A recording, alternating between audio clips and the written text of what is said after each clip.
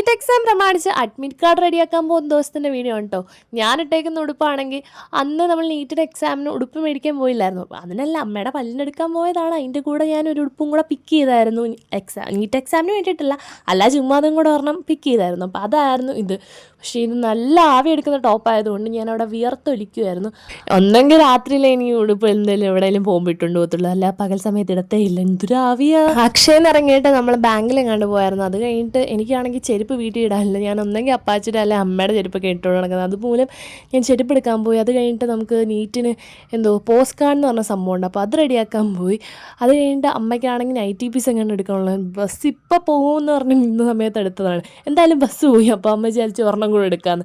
ഈ nightie piece എടുക്കുന്ന അമ്മയ്ക്ക് നൈറ്റി വയ്ക്കാനൊന്നുമല്ല, ചുരിദാർ എങ്ങാണ്ട് തയ്ക്കാനാണ്. അമ്മ തയ്യക്കാരിയാണ് ഗൈസ്. പിന്നെ അങ്ങനെയുള്ള ഒട്ടുമിക്കവരുള്ളവരുടെയും പിരിയൻ ത്രെഡ് ചെയ്ത് കൊടുക്കുന്ന അമ്മയാണ്. പക്ഷെ അമ്മയ്ക്ക് സ്വന്തമായിട്ട് പിരിയൻ ത്രെഡ് ചെയ്യാൻ അറിയത്തില്ല ഗൈസ്. ബ്ലേഡ് വെച്ച് ചെയ്യാൻ അറിയാമല്ല, അമ്മയ്ക്ക് ചെയ്യാൻ അറിഞ്ഞൂടാ.